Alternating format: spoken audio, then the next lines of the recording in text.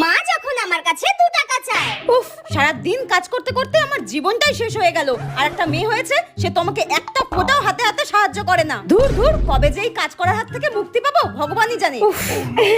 ওমা ওমা, হ্যাঁ কি হয়েছে? এই দেখো মা, আমি কি সুন্দর একটা নতুন শাড়ি কিনেছি, এই দেখো।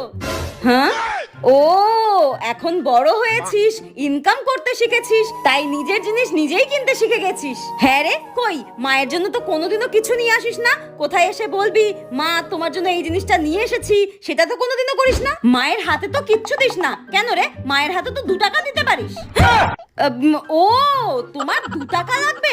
আরে আগে বলবে তো। দাঁড়াও দাঁড়াও, দিচ্ছি, দাঁড়াও দাঁড়াও। কোথায় গেল জানো?